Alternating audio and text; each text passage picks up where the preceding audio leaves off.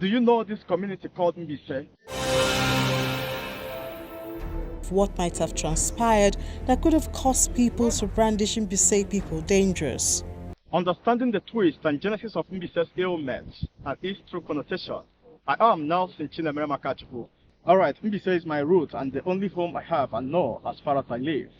And as an indigenous person of this daring community, I am inclined to the in-depth knowledge of its origins. Mbaise, a daring community in a daring nation. I call it Mbaise the Daring City.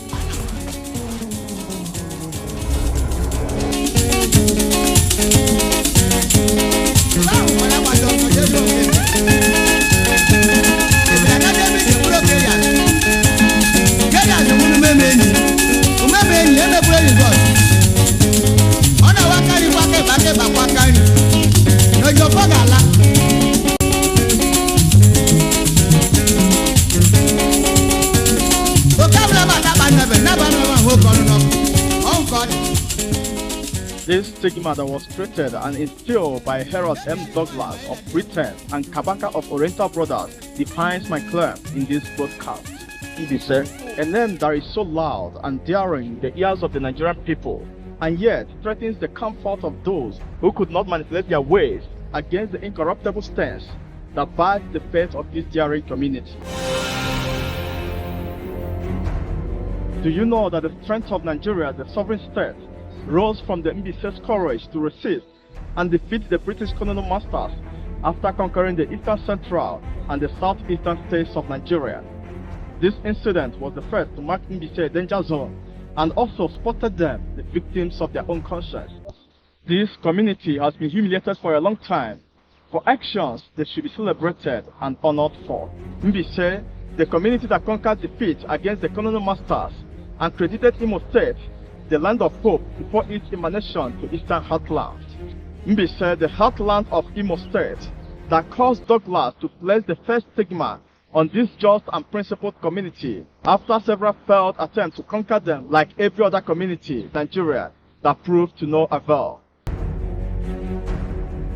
The forces of the Niger Coast Protectorate fought with the remnants of the Benin Kingdom, captured Benin City, and drove Ovoranwe Mbaise, the Oba of Benin, into exile. Conquering Igbo land was not a walk in the park for the British, as the Igbo people had no central political organization. The British launched the Anglo-Aro War of 1901 and 1902 under the guise of freeing the Igbos from the Aro Confederacy, which was a political union formed by the Aro people. Villages were conquered through the burning of crops and houses, but the Igbos remained difficult to subdue. The active participation of this community in the British colonial and post-colonial era against all forms of slavery, tyranny and resistance, the oppression and repression of Africa, were defiled by the stigma that was created by those who could not dare to defeat them in all sense and sound reasoning.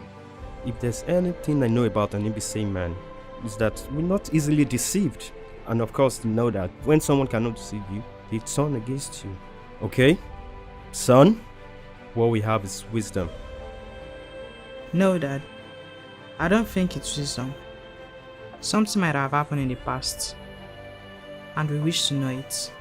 The second remark on Mbaise as the most dangerous city made higher waves across Nigeria when Stewart was killed in his attempt to spy on Mbaise warriors in their hideout around Mbaise territory during the Anglo-Aro War that broke out from 1901 to 1902.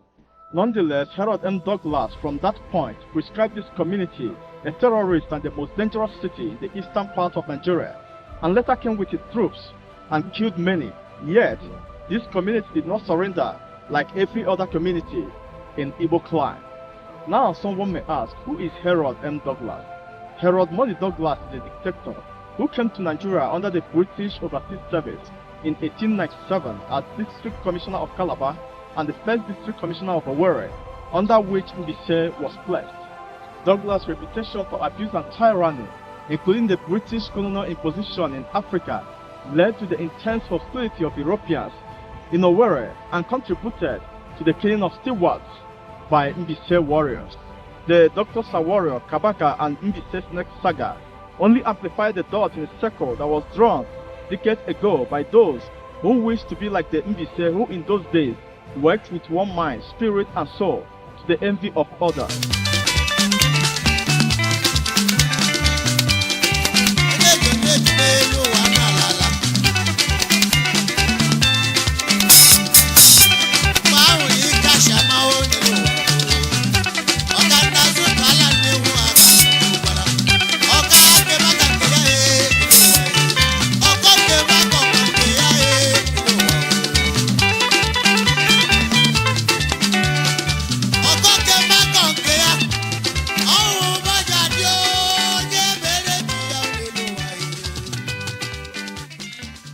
The significance of Mbaise is faith in oneness, hope in the eastern heartland.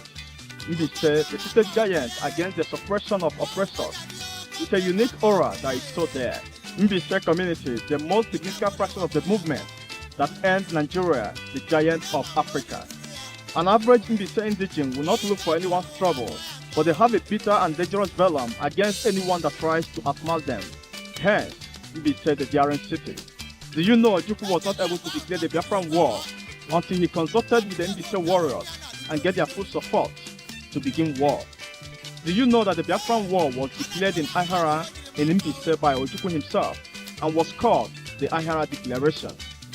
Do you know that the late Ikemba himself came to Ahara in Mbaise in 2003, thanked them for their immense support in the struggles of the Igbos? The principles of war against injustice, terrorism, and sabotage are the qualities that represent the faith of this daring community. Of course, there are criminals in every community. At the same time, crime is not a resident of any society and should not be used to determine the character of any community.